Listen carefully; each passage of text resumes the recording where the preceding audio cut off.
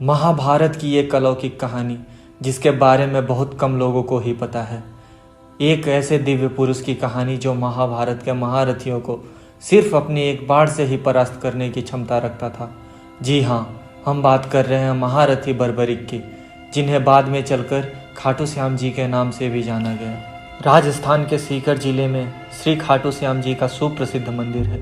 वैसे तो खाटू श्याम बाबा के भक्तों की कोई गिनती नहीं, लेकिन इनमें खासकर वैश्य, मारवाड़ी जैसे व्यवसायी वर्ग अधिक संख्या में है। श्याम बाबा कौन थे, उनके जन्म और जीवन चरित्र के बारे में जानते हैं इस वीडियो में, तो वीडियो में लास्ट तक बने रहिए। महाभारत की एक कहानी के अनुसार बर्बरिक का सिर राजस्थान प्रदेश के खाटू नगर में दफना दिया था, इसलिए बर्बरिक जी का नाम खाटू श्याम बाबा के नाम से प्रसिद्ध हुआ। वर्तमान में खाटू नगर सीकर जिले के नाम से जाना जाता है। खाटू श्याम बाबा जी कलयुग में श्री कृष्ण भगवान के अवतार के रूप में माने जाते हैं। खाटू श्याम जी घटोत्कच और नाग कन्या मौरवी के पुत्र हैं। पांचों पांडवों में सर्वाधिक बलशाली भीम और उनकी पत्नी हिडिंबा बर्बरिक के दादा और दादी थे। कहा जाता है कि जन्म के समय बर्बरिक के बाल बब्बर शेर के समान थे, अतः उनका नाम बर्बरिक रखा गया। बर्बरिक का नाम श्याम बाबा कैसे पड़ा, आइए इसकी कहानी जानते हैं। बर्बरिक बचपन में एक वीर और तेजस्वी बालक थे। बर्बरिक ने भगवान श्री कृष्ण और अपनी मां मौरवी से युद्ध कला कौशल सीखकर निपुणता प्राप्त कर ली थी। बर्बरिक ने भगवान शिव की घोर तपस्या की थी, जिसके आशीर्वाद स्वरूप भगवान शिव ने बर्बरिक को 3 चमत्कारी बाण प्रदान किए। इसी कारणवश बर्बरिक का नाम 3 बाणधारी के रूप में भी प्रसिद्ध है। भगवान अग्निदेव ने बर्बरिक को एक दिव्य धनुष दिया था, जिससे वो तीनों लोकों पर विजय प्राप्त करने में समर्थ थे। जब कौरव पांडवों का युद्ध होने का सूचना बर्बरिक को मिली, तो उन्होंने भी युद्ध में भाग लेने का निर्णय लिया। बर्बरिक अपनी मां का आशीर्वाद लिए और उन्हें हारे हुए पक्ष का साथ देने का वचन देकर निकल पड़े। इस वचन के कारण हारे का सहारा बाबा श्याम हमारा, यह बात भी प्रसिद्ध हुई। जब बर्बरिक जा रहे थे तो उन्हें मार्ग में एक ब्राह्मण मिला। यह ब्राह्मण कोई और नहीं, भगवान श्री कृष्ण थे, जो कि बर्बरिक की परीक्षा लेना चाहते थे। ब्राह्मण बने श्री कृष्ण ने बर्बरिक से प्रश्न किया कि वो मात्र 3 बाण लेकर लड़ने को जा रहा है। मात्र 3 बाण से कोई युद्ध कैसे लड़ सकता है? बर्बरिक ने कहा कि उनका एक ही बाण शत्रु सेना को समाप्त करने में सक्षम है, और इसके बाद भी वह तीर नष्ट न होकर वापस उनके तर्कस में आ जाएगा। अतः तीनों तीर के उपयोग से तो संपूर्ण जगत का विनाश किया जा सकता है। ब्राह्मण ने बर्बरिक से एक पीपल के वृक्ष की ओर इशारा करके कहा कि वो एक बाण से पेड़ के सारे पत्तों को भेद कर दिखाएं। बर्बरिक ने भगवान का ध्यान कर एक बाण छोड़ दिया।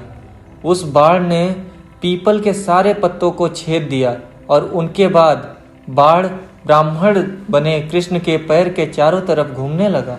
असल में कृष्ण ने एक पत्ता अपने पैर के नीचे छिपा दिया था। बर्बरिक समझ गए कि तीर उसी पत्ते को भेदने के लिए ब्राह्मण के पैर के चक्कर लगा रहा है। बर्बरिक बोले, हे ब्राह्मण, अपना पैर हटा लो, नहीं तो ये आपके पैर को भेद देगा। श्री कृष्ण बर्बरिक के पराक्रम से प्रसन्न हुए। उन्होंने पूछा कि बर्बरिक किस पक्ष की तरफ से युद्ध करेंगे।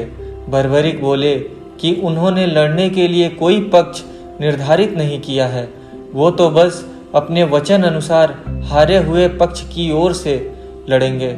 श्री कृष्ण ये सुनकर विचार मग्न हो गए, क्योंकि बर्बरिक के इस वचन के बारे में कौरव जानते थे। कौरवों ने योजना बनाई थी कि युद्ध के पहले दिन वो कम सेना के साथ युद्ध करेंगे। इससे कौरव युद्ध में हारने लगेंगे, जिसके कारण बर्बरिक कौरवों की तरफ से लड़ने आ जाएंगे।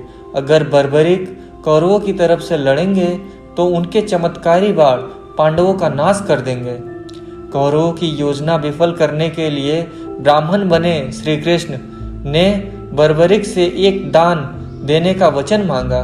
बर्बरिक ने दान देने का वचन दे दिया। अब ब्राह्मण ने बर्बरिक से कहा कि उसे दान में बर्बरिक का सिर चाहिए। इस अनोखे दान की मांग सुनकर बर्बरिक आश्चर्यचकित हुए और समझ गए कि यह ब्राह्मण कोई सामान्य व्यक्ति नहीं है।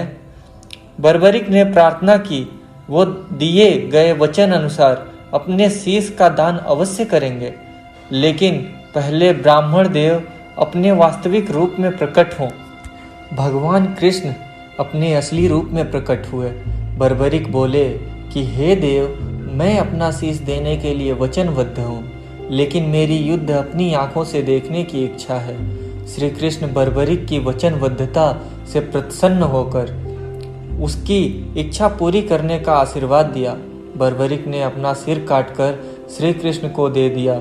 श्री कृष्ण ने बर्बरिक के सिर को 14 देवियों के द्वारा अमृत से सींचकर युद्ध भूमि के पास एक पहाड़ी पर स्थित कर दिया, जहां से बर्बरिक युद्ध का दृश्य देख सके। इसके पश्चात कृष्ण ने बर्बरिक के धड़ का शास्त्रोक्त विधि से अंतिम संस्कार कर दिया। महाभारत का महान युद्ध समाप्त हुआ और पांडव विजयी हुए। विजय के बाद पांडव में यह बहस होने लगी कि इस विजय का श्रेय किस योद्धा को जाता है। श्री कृष्ण ने कहा, चूंकि बर्बरिक इस युद्ध के साक्षी हैं, अतः इस प्रश्न का उत्तर उन्हीं से जानना चाहिए।